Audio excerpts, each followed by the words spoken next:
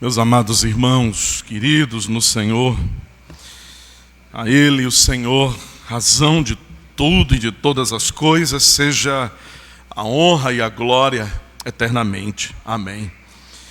Como é bom para a nossa alma, que alegria, que deleite precioso, que presente que o Senhor nos dá, podermos estar diante dEle, declarando com tanta vontade, com tanta boa disposição da alma, que Ele é a razão, que Ele é o melhor da vida, não é?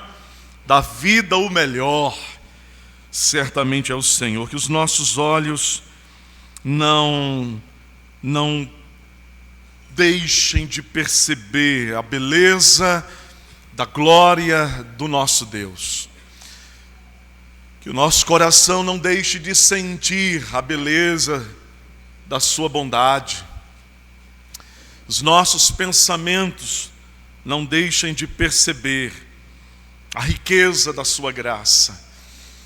E que, reconhecendo todas estas maravilhas que vêm do coração de Deus, nós possamos, meus irmãos, louvá-lo todos os dias da nossa existência e que Ele nos ajude, para que de fato todos os dias nós possamos oferecer a Ele louvor, a gratidão, adoração.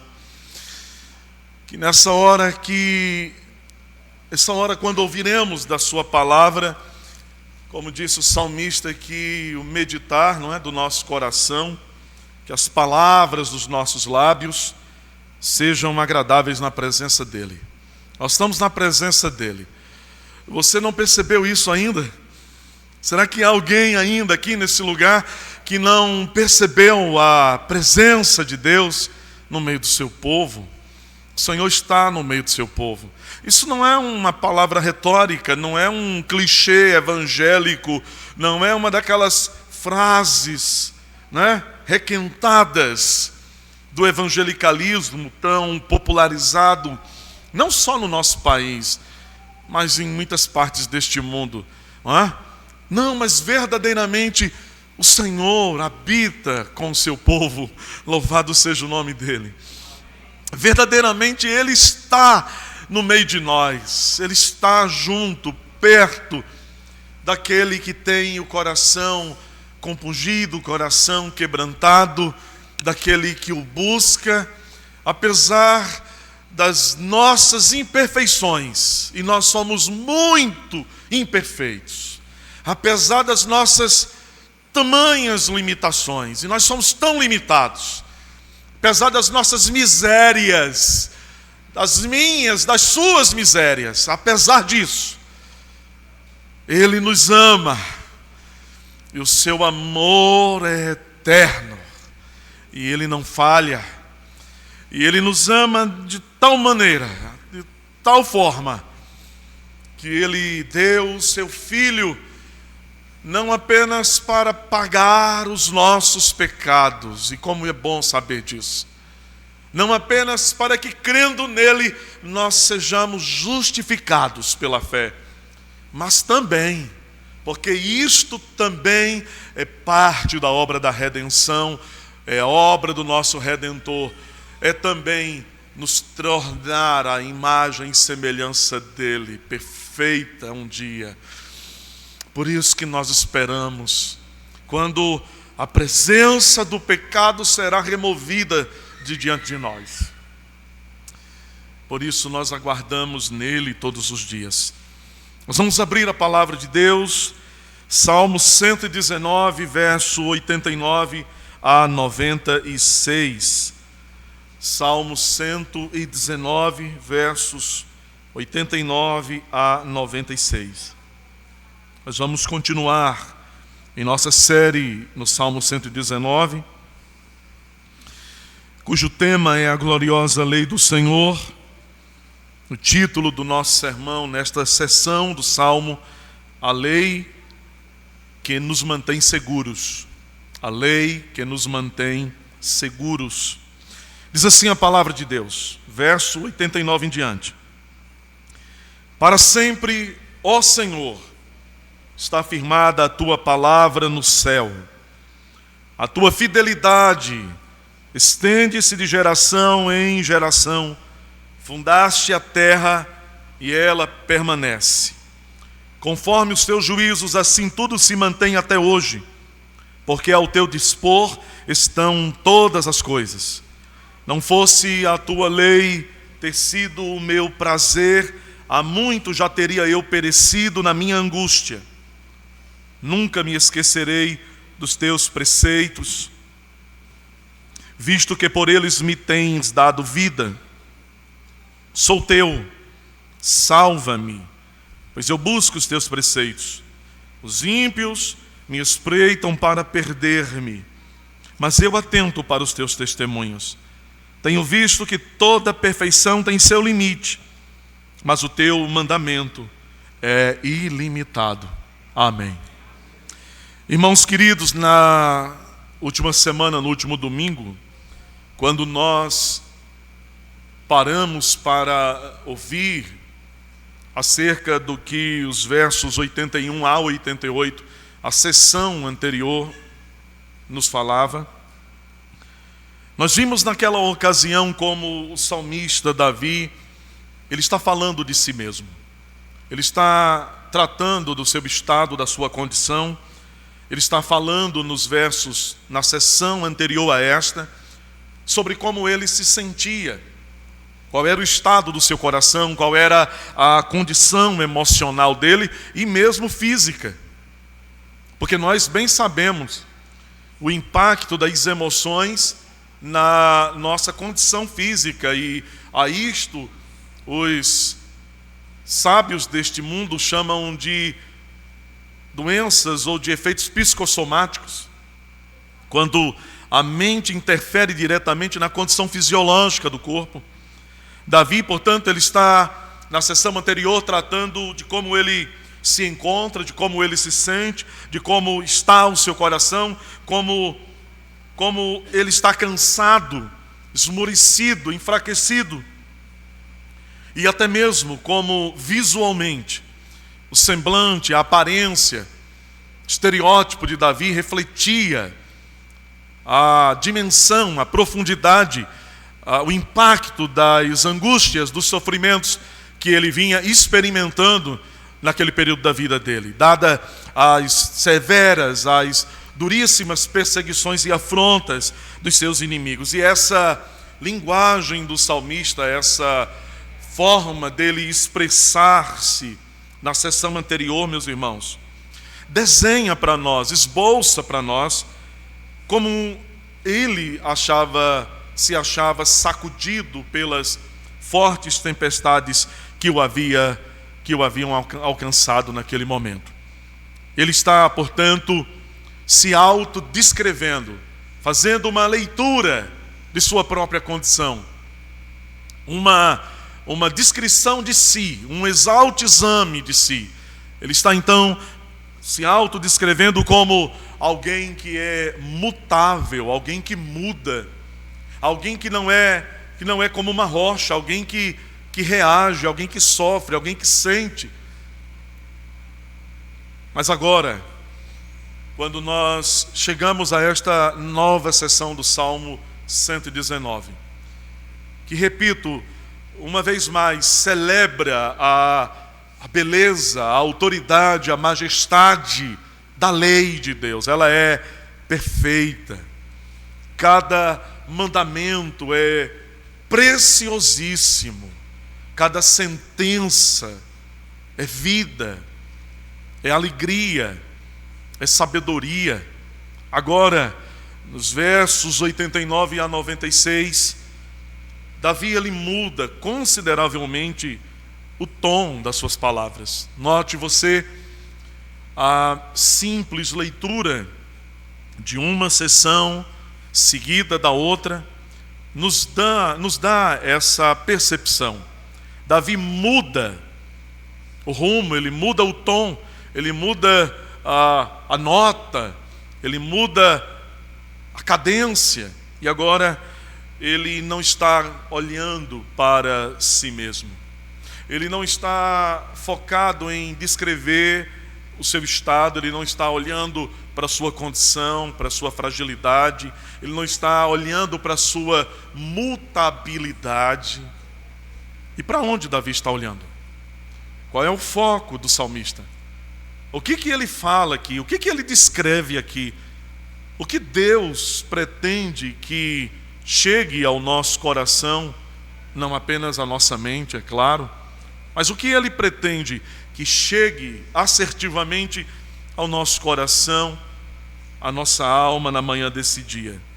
Pois bem, meus irmãos, note você, Davi, não olhando para si, não olhando para a sua fragilidade, não olhando para a sua mutabilidade, ele está olhando para a segurança, para a firmeza, para a imutabilidade da palavra de Deus, do testemunho do Senhor, dos preceitos do Senhor, dos mandamentos do Senhor. É para esta lei que ele está olhando agora. É na direção dela. Sua ênfase, o seu enfoque está em mostrar como, embora atingido e até enfraquecido, ele permanece seguro naquilo que os lábios de Deus proferiram. Ele permanece seguro, sua alma estará presa, segura na palavra, na lei, nos mandamentos. Meus irmãos, para Davi, o grande salmista de Israel, enquanto na terra os homens se abalam, no céu a palavra de Deus permanece inabalável.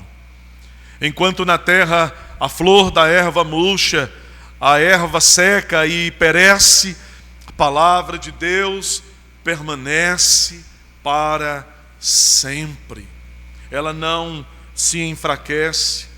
Não importa o tempo, não importa o momento, não importam as investidas contrárias e tudo mais que se erga contra o conhecimento e a sabedoria de Deus, sua palavra, sua lei, seus desígnios, seus propósitos permanecerão inabaláveis. Louvado seja o seu nome. Há aqui uma forte ênfase na lei do Senhor como o porto seguro de Davi. Ele olha para a lei e ele enfoca em nos dizer que a lei de Deus é o porto seguro. A palavra de Deus é o porto seguro.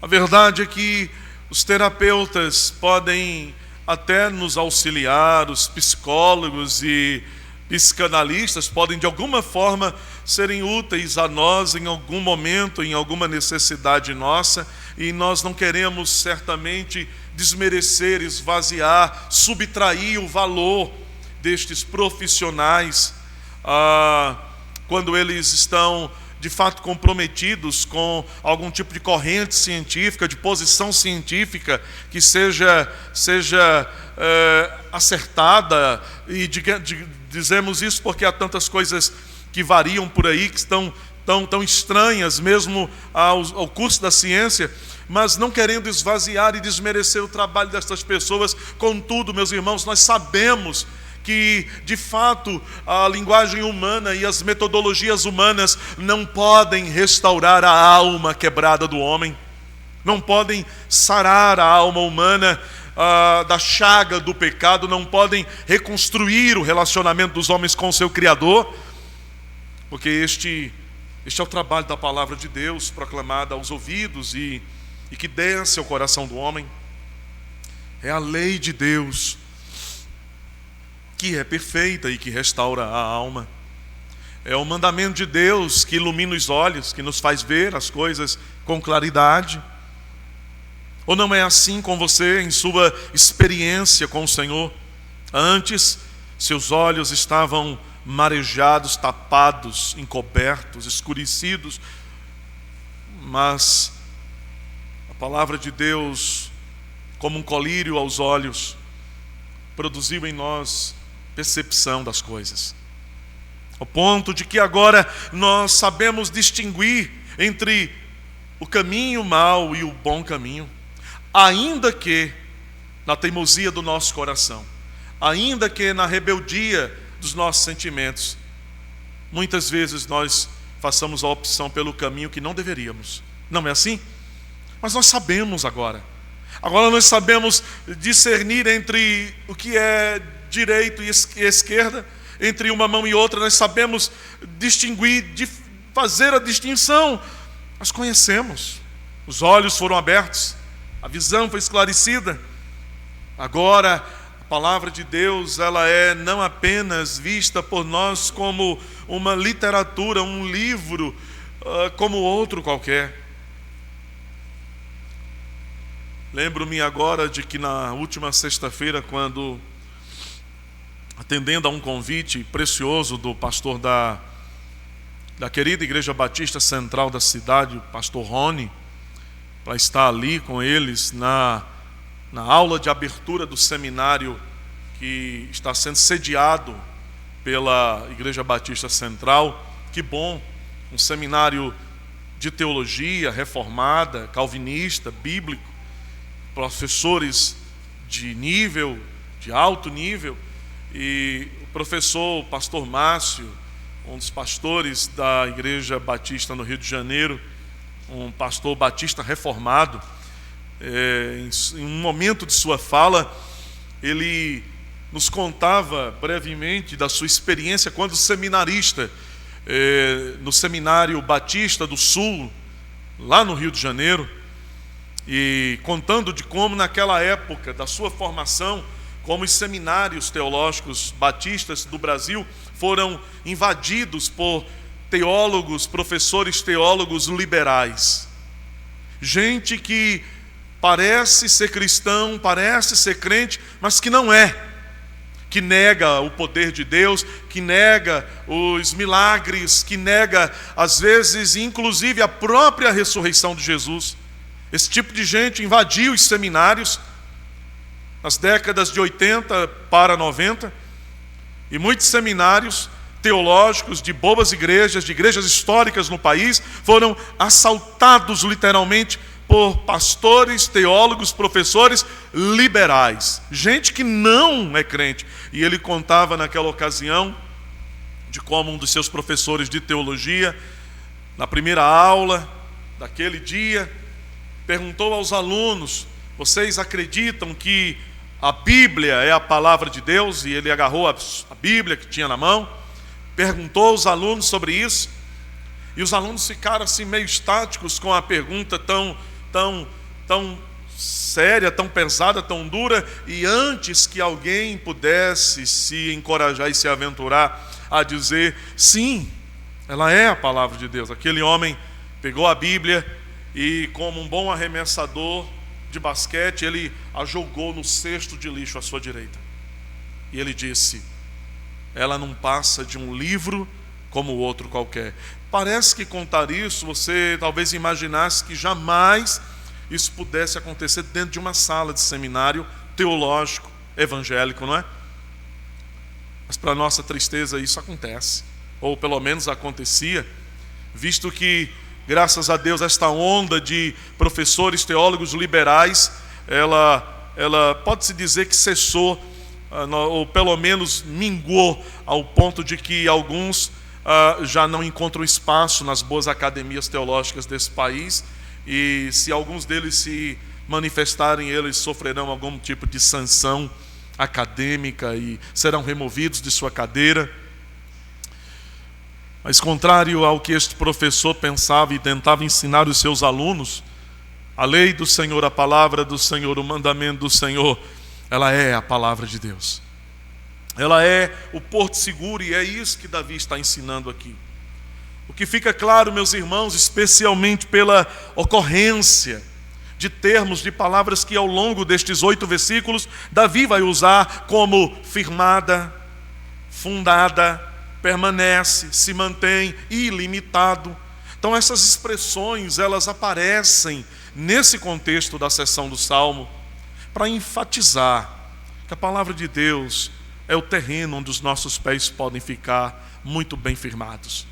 A palavra de Deus é essa rocha onde a nossa casa construída, ela não será derribada pelos ventos, pelas chuvas, arrasado pelo transbordar dos rios, que a palavra de Deus, ela é o nosso porto de segurança, ela é a nossa guarida. Nela nós estaremos bem protegidos, longe dela nós estaremos vulneráveis. Então a boa decisão e a boa escolha é: ande sempre para mais perto das Escrituras. Não procure uma igreja perto da sua casa, porque talvez você esteja caindo no covil do lobo, e há muitos covis. Mas procure uma igreja perto das Escrituras. E às vezes a igreja perto das Escrituras é aquela que está mais longe de você e que vai exigir mais de você trabalho e esforço para chegar até onde o povo de Deus se reúne para adorar a Deus, para servir a Deus, para aprender da vontade do Senhor. Mas a palavra sempre será este porto seguro. Observe que as palavras iniciais de Davi nos ensinam, meus irmãos, uma importante lição. Uma lição que ele mesmo havia aprendido. A lição de que devemos tirar os nossos olhos, desviar os nossos olhos das coisas que são abaláveis.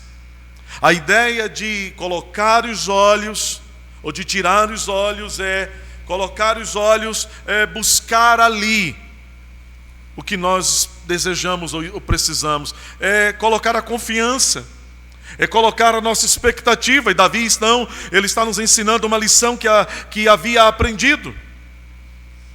Não colocar os olhos ou tirar os olhos daquilo que se abala, para colocar os olhos naquilo que é inabalável.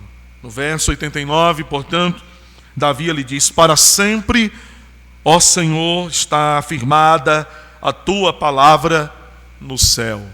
Para sempre a palavra de Deus está firmada no céu. Significa, ela não é mutável. Deus não tem um conselho para a gente ontem e muda o conselho hoje. Nós não precisamos de novidades, meus irmãos. Esta é uma boa aplicação para o momento. O movimento ou o contexto evangélico, em termos gerais, em linhas gerais, salva claríssimas exceções, mas olhando num contexto geral, a igreja evangélica é como uma moça que se seduz por qualquer galanteio. A igreja evangélica, ela é como uma moça seduzida por qualquer doce palavra de qualquer garanhão, como diriam os mais românticos, por qualquer Dom Juan, não este.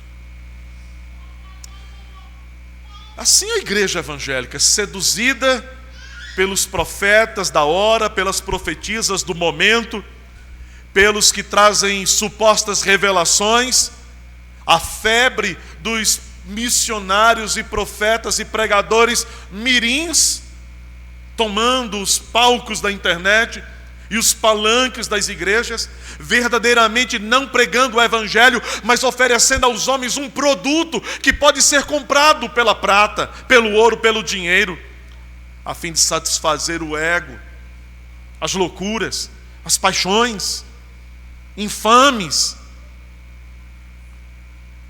Nós vivemos esse tempo. Vivemos esse tempo em que o povo que se diz o povo de Deus não ama a palavra de Deus. Na verdade, inclusive conversava com o próprio pastor Márcio na sexta, e a gente teve a oportunidade, eu lhe disse, antigamente, o povo evangélico era um povo caracterizado por tudo que se deveria crer ou confessar. Ele procurava mostrar isso na Escritura Sagrada, não era? E eles até diziam assim: olha, você está falando, mas onde é que está na Bíblia? Mas de um tempo para cá a gente percebe que a igreja evangélica não precisa mais da Bíblia para crer, não precisa mais da Bíblia para confessar. Pare em qualquer igreja por aí, e às vezes até dentro da nossa, por causa de que alguns são tardios em aprender a verdade. Mas quantos cristãos que se dizem evangélicos em nossos dias não precisam da Bíblia para crer? E como você sabe disso? Dado o conjunto de crenças que eles assentaram em seus corações, de coisas que eles decidiram crer e viver a partir disso e até ensinar para outros, que simplesmente não se encontra nas Sagradas Escrituras. Não está na Bíblia. Maldição hereditária não está na Bíblia, mas tem crente que acredita. Que ele tem que quebrar o jarro porque o demônio entrou no jarro e o jarro ficou amaldiçoado, não está na Bíblia, mas ele acredita. E a gente poderia passar aqui um bom tempo citando crendices, superstições, tolas superstições, que muitos cristãos evangélicos dão a vida acreditando naquilo, mas simplesmente não está na Bíblia, porque para muitos, eles não precisam da Bíblia para crer, basta que eles decidam. Mas a Bíblia é o único porto seguro, irmãos. Ela vai nos guardar de ideias estranhas e contrárias à vontade de Deus. Ela vai nos livrar. Nós colocamos os nossos olhos como Davi, não naquilo que é abalável, não naquilo que é movível, mas naquilo que é inabalável, a firmeza da palavra firmada no céu. Os tronos da terra são sacudidos, mas o trono de Deus permanece inabalável. As decisões humanas são remodeladas, desfeitas, realinhadas, mas as decisões de Deus são firmes como uma rocha, elas não são abaladas. Então, onde nós vamos colocar os olhos? Naquilo que se move, naquilo que é mutável, naquilo que se abala, ou nós vamos colocar os olhos, a expectativa, a confiança, a fé naquilo que permanece para sempre? Isso faz diferença? Sim. Faz diferença no modo como vivemos, faz diferença no modo como nós tomamos decisões, faz diferença no modo como nós vamos responder, como nós vamos lidar nos nossos relacionamentos. Isso sim faz diferença, porque isso define como nós vemos a vida. É a nossa cosmovisão, é a nossa maneira de enxergar o mundo. Ela pode ser bíblica, muito bíblica, menos bíblica, nada bíblica. Como nós enxergamos as coisas? Onde estão postos os nossos olhos? Portanto, veja, assim como o Senhor vive para sempre, assim como o Senhor é eterno, Davi está dizendo que a palavra de Deus também é para sempre, também é eterna. Como firme está no céu o trono do nosso Deus, também no céu está firmada a palavra dele. Quando ele localiza a palavra de Deus lá no céu, certamente, irmãos, o que Davi quer que nós entendamos, e isso deve nos levar, nos fazer compreender que a nossa maneira de olhar para a palavra, a sua maneira, como é que você olha para as Escrituras? Quando ele diz que a palavra está firmada no céu, que ela permanece, isso nos ensina que a maneira de olharmos para a Bíblia, a maneira de olharmos para as Escrituras, ela não pode ser moldada pela instabilidade do mundo. Eu não posso fazer do mundo as lentes para ler e interpretar as Escrituras. Mas é isso que nós estamos vendo nos nossos dias. Nós estamos vivendo uma intensa inversão de valores. Quantos estão interpretando a Bíblia ao seu bel prazer ou ao prazer desse século? Quantos estão procurando encaixar na Bíblia comportamentos e desvios comportamentais e éticos e morais, dizendo a leitura que nós fazíamos da Bíblia até ontem estava errada? Porque o mundo se tornou as lentes da igreja. E quando isso acontece, você não perde um boi, você perde a boiada. Mas essa não é a maneira de nós lermos, olharmos para a palavra de Deus. Davi está nos ensinando, quando ele diz, eu olho para cima, eu vejo a palavra de Deus no céu. Ele está dizendo o modo como nós olhamos para ela, o modo como nós nos aproximamos dela, o modo como nós pretendemos entender o texto, interpretar o texto, a nossa hermenêutica, a nossa interpretação, ela não pode ser segundo um mundo. Ela precisa ser segundo o testemunho do próprio Deus. É Deus que nos fala e não um mundo que nos fala. O céu é aqui colocado em oposição à terra, nos dando, meus irmãos, a garantia, nos fazendo saber que nós temos acima, você tem acima de toda essa realidade que pode, e muitas vezes é extremamente difícil, cansativa, sofrível, não é? Essa realidade desse mundo, essa realidade que nós vivemos, ela pode, e muitas vezes ela é sofrível para nós, é difícil. Então, nós precisamos entender que acima de toda esta realidade tão difícil, tantas vezes, desanimadora, complicada, cansativa, em oposição a isso, olhando para o céu, nós percebemos que a palavra de Deus se coloca acima, e que ainda que nós nos sintamos cansados aqui como seres humanos, que nos cansamos, que ferimos os pés, quando olhamos para cima, para o céu, nós sabemos que Ele nos conduz aos pastos verdejantes, que Ele nos leva às águas tranquilas, que Ele refrigera a alma.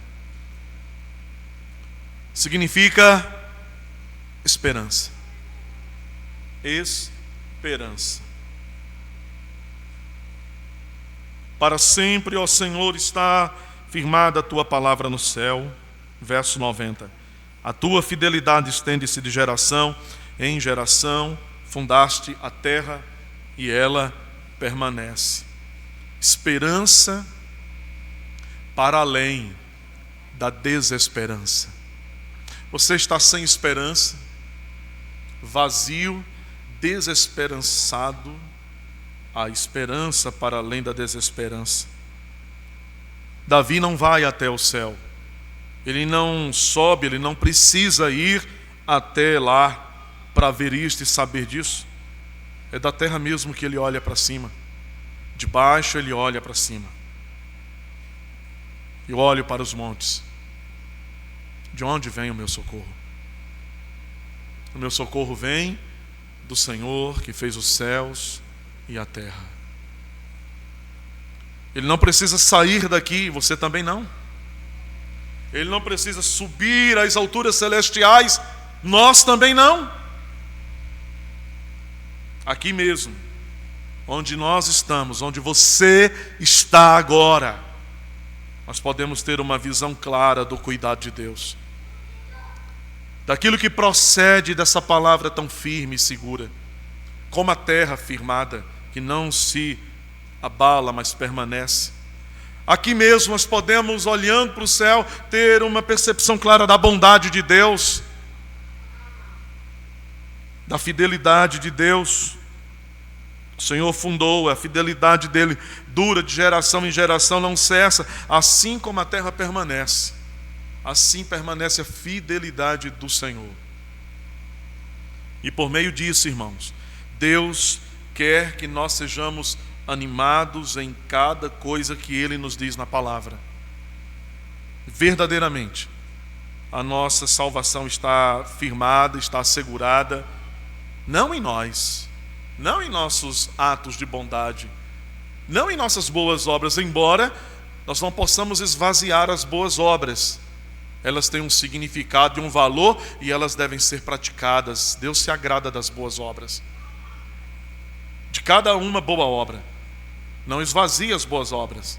Não sepulte as boas obras como se as boas obras que o cristão produz não fossem nada, não significassem nada, não tivessem nenhum valor. Isso é falso.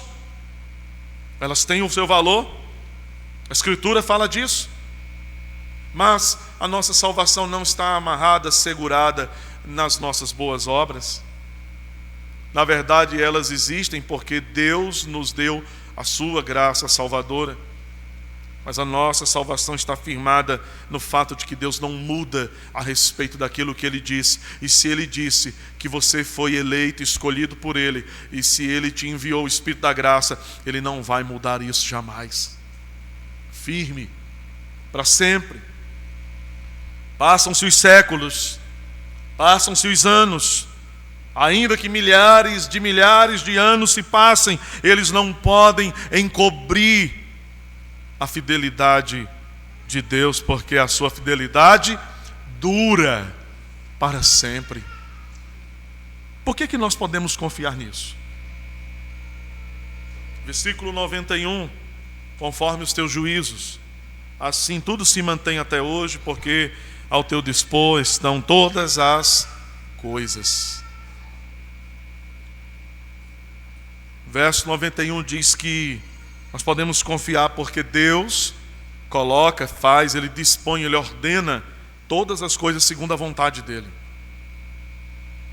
Porque é Ele quem deve ser glorificado e não nós.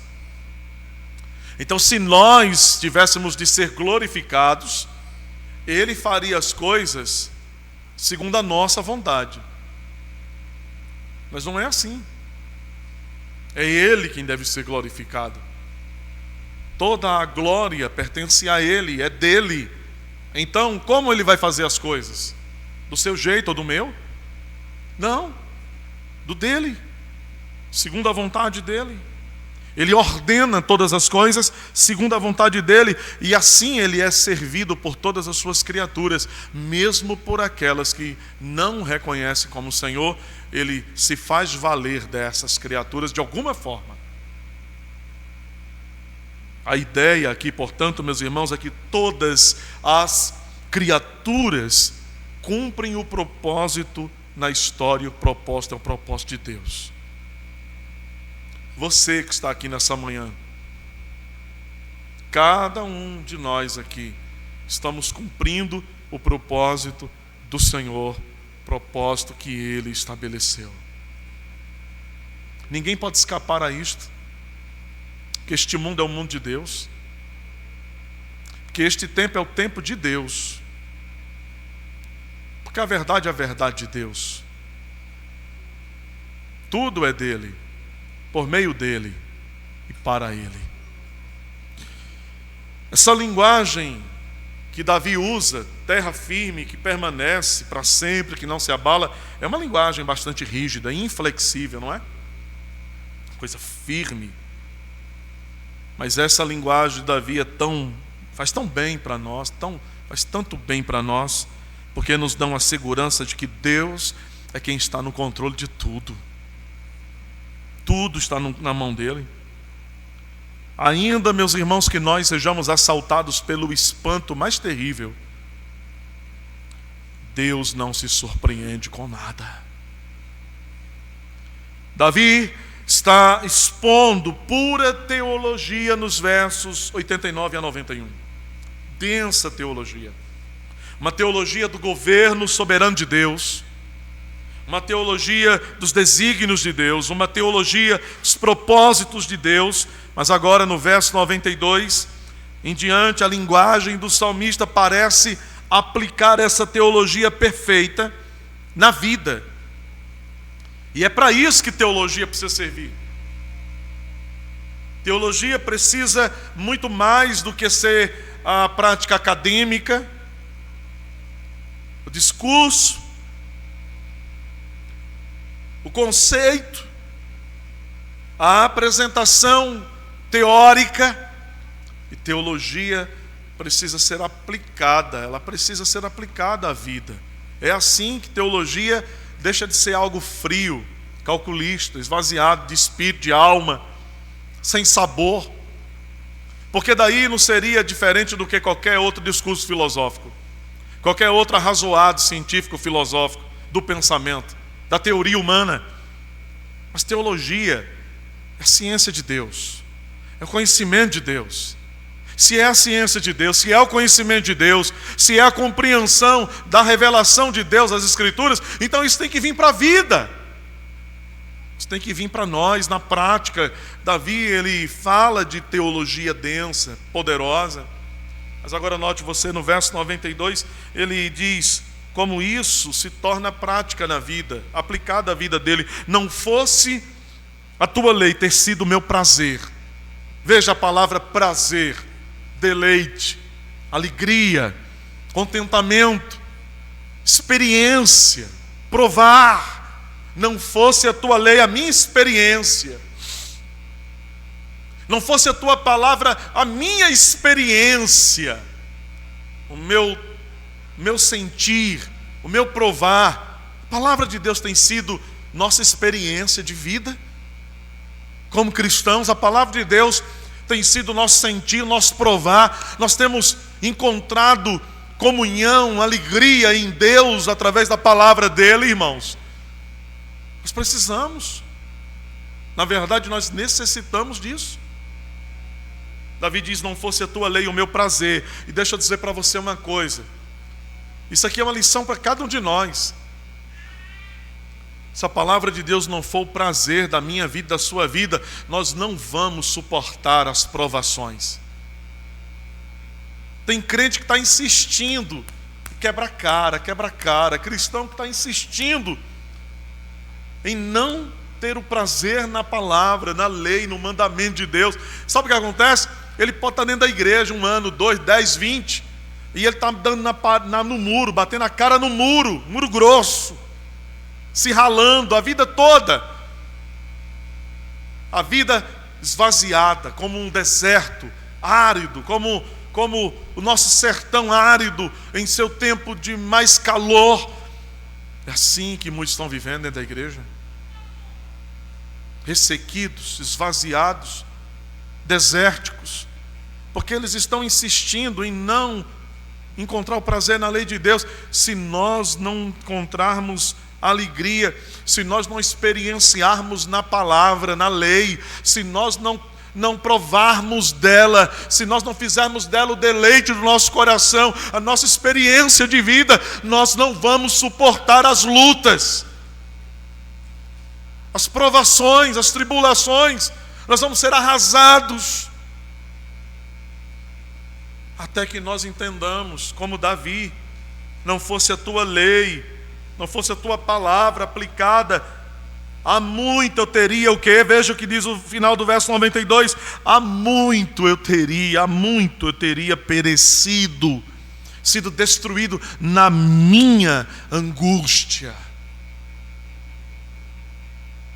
Se o seu coração não estivesse apegado à palavra, se o seu prazer não estivesse na lei, ele teria sido destruído pela angústia. Aquilo que mais necessita a alma humana, escute isso, aquilo que mais necessita a alma humana não lhe pode ser dado senão na palavra de Deus. Precisamos de pão,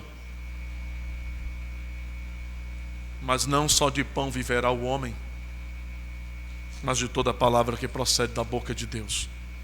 Aquele que cuida tão somente de alimentar o corpo, de comer o pão que perece, infelizmente verá a sua alma definhando.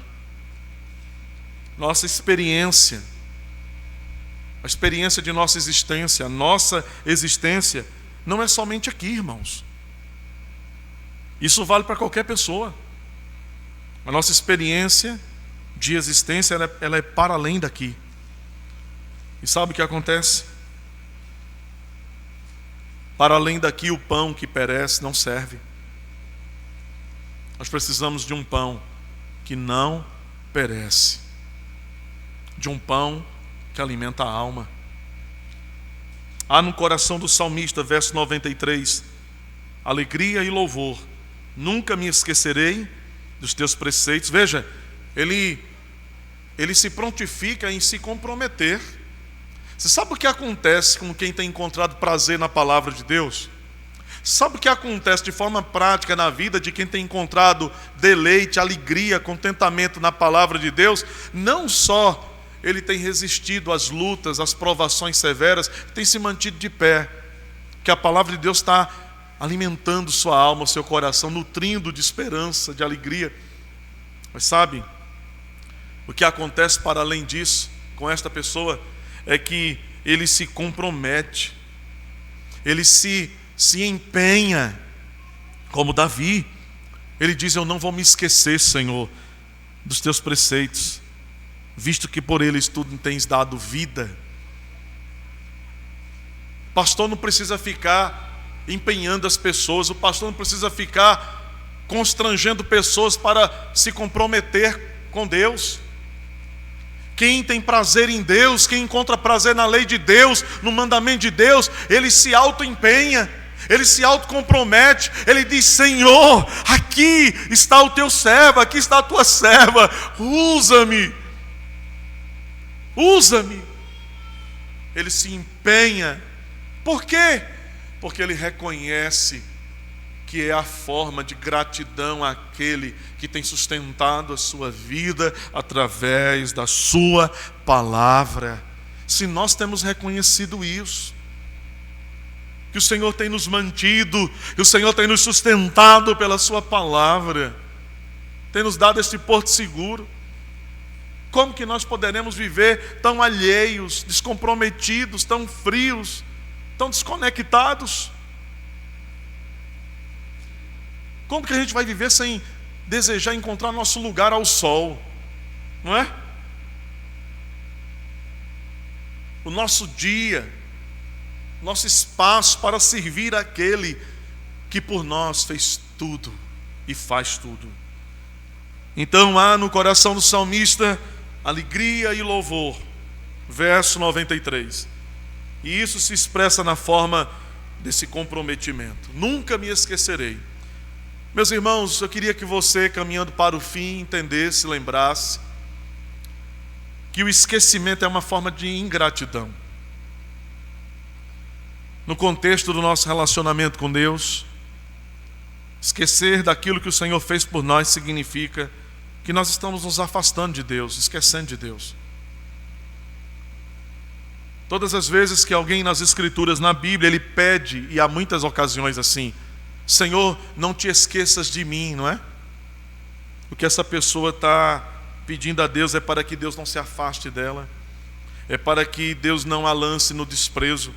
Assim, eu não me esquecerei, eu não vou ser ingrato, eu vou me recordar, eu vou lembrar, porque eu quero estar perto do Senhor. Veja que Davi diz no verso 94: eu pertenço a ti, meu Deus, é o que ele diz, não é? Sou teu, salva-me. Você tem esse senso de pertencimento em relação a Deus como Pai? Eu sou teu, Senhor. Eu pertenço ao Senhor. Isso está vivo no seu coração. Davi está dizendo: eu pertenço a ti, vem me salvar, vem me livrar, pois eu estou buscando os teus mandamentos, os teus preceitos, é o que ele diz.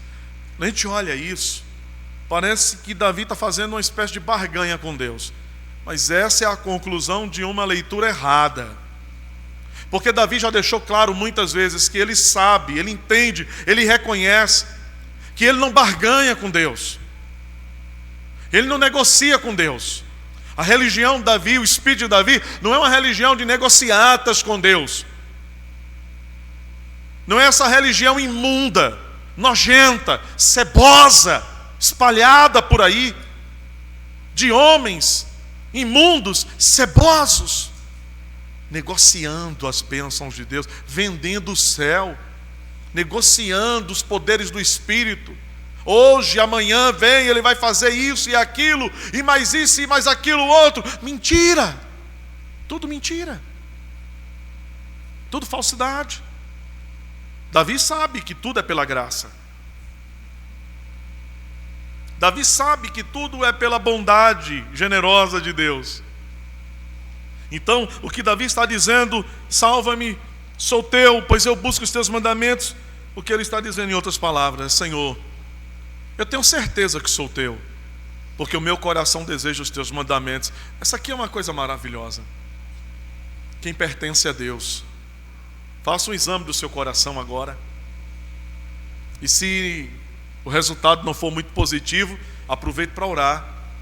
Mas aquele que pertence ao Senhor, ele deseja a vontade do seu Senhor. A tal ponto de que quando nós percebemos que estamos contrários a ela, nós sentimos tristeza. A gente chama isso de arrependimento. É essa tristeza que nos leva a chorar, a confessar, a pedir misericórdia, a pedir perdão e sermos restaurados pelo Senhor, aprimorados pelo Senhor, aperfeiçoados pelo Senhor. Se você pertence a Deus, você vai querer a palavra de Deus, a vontade de Deus. Davi está dizendo: Senhor, eu sou teu, eu sei disso porque eu tenho buscado, eu tenho desejado a tua palavra. Davi, ele diz que é do Senhor, e no verso 95 ele diz: Senhor, livra-me porque os meus inimigos querem me destruir, eles querem me arrasar. Mas veja, mais uma vez esse tema volta, porque Davi já falou isso. Os inimigos querem me destruir, os inimigos querem me acabar, mas eu permaneço na palavra. Essa é a lição, irmãos. Os inimigos podem ser humanos, podem ser espirituais, sempre são espirituais, e quando são espirituais usam até os humanos. Mas quando os inimigos se erguem, o que devemos fazer? Devemos permanecer na palavra de Deus. Ela é o porto seguro. Os inimigos são usados, se erguem para nos abalar, nos demover, mas nós precisamos permanecer seguros. Davi termina o Salmo, a seção do Salmo, verso 96, dizendo: eu tenho visto que toda a perfeição tem limite. E tem mesmo, não é? Você já olhou, você olha alguém assim muito bonito, um homem ou uma mulher muito bela, muito bonito, mas toda beleza, por mais estonteante, ela tem limite. Vai ter alguma coisinha ali que saiu da linha. Diz assim: rapaz, ia ser perfeito, né? Mas tem isso aqui. Eu estou vendo gente ali dizendo: é comigo, né? Diz assim: olha, o olho é lindo, né? A boca bem desenhada, as orelhas bem ajustadinhas, não é aquele negócio assim meio para fora, meio caído. Olha que coisa, mas toda perfeição tem limite, né? Olha, isso aqui me mata. E às vezes a gente é insatisfeito, né? Não é nem porque tem muita coisa fora do lugar. Às vezes é uma bobagemzinha que não está ali agradando e a gente condena o resto todo. Mas o que Davi está dizendo aqui? Olha, ele está dizendo: Senhor, eu tenho contemplado a beleza da lei. A lei de Deus é algo belo ou é algo horroroso, feio para nós? É uma beleza que encanta os olhos ou é como uma feiura que nos espanta o coração? Ela é fonte inesgotável de vida, é o que ele diz. Tenho visto a perfeição, toda perfeição tem seu limite, mas o mandamento não tem limite, é ilimitado. É uma fonte limitada. Irmãos, na experiência de Davi, ele viu o seu próprio limite. Na nossa própria experiência, nós vemos os nossos limites. Na sua experiência, ele viu como suas forças eram pequenas, fracas. Ele viu não só apenas como ele, mas tudo ao redor dele é tão limitado, tão fraco. O que chamamos de mais perfeito aqui não é tão perfeito assim. Não é perfeito. É limitado. De outra maneira, meus irmãos, o que ele diz aqui é que nada é tão perfeito e estável ou tão completo em todos os aspectos que não tenha fim. E o que ele quer ressaltar para nós é que somente a palavra de Deus excede a todas as fronteiras e a todos os limites. Uma das piores sensações certamente é querer manter-se de pé e não conseguir. É ruim. É não sentir firmeza, como se você estivesse sendo puxado, uma força te puxando. Você quer ficar em pé, mas parece que tem algo te puxando as pernas, sem você poder sair dessa situação. É uma sensação até desesperadora. Você já sonhou passando por isso? Já teve sonho assim, tipo andando num terreno movediço que você... Eu já sonhei assim. Não tenta interpretar o sonho não, né?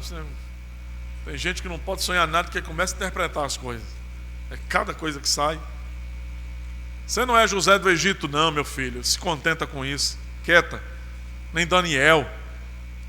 Mas você já passou por uma experiência... Já sonhou voando e caindo? Não é horrível? Você querendo ficar no... Cai. Você já sonhou correndo e parece que não chega em lugar nenhum? Ou andando num lugar que você está sendo sugado, puxado? A sensação... Você acorda, né? Você acorda como que está vivendo aquilo. Sim, como que se afogando, desesperado, até que você percebe que, não, esse era só um sonho. Você acorda tomado de aflição. E é assim que eu e você, e qualquer um vai viver e vai se sentir, se nós estivermos longe da palavra de Deus. Como que os pés em um terreno movediço, afundando. Não adianta insistir. Você pode insistir nisso, mas você vai continuar se sentindo assim, até que os seus pés estejam colocados numa rocha firme e inabalável. Louvado seja Deus. Conta isso para alguém que não está aqui hoje. Liga para alguém e diz assim, olha, é isso aqui. Manda mensagem para alguém assim, olha, é essa aqui a verdade. Que nós possamos nos lembrar de que a lei, a palavra de Deus nos proporciona a segurança que eu e você, que nós precisamos. Amém. Vamos orar ao Senhor nesse instante. Fique de pé, se você puder.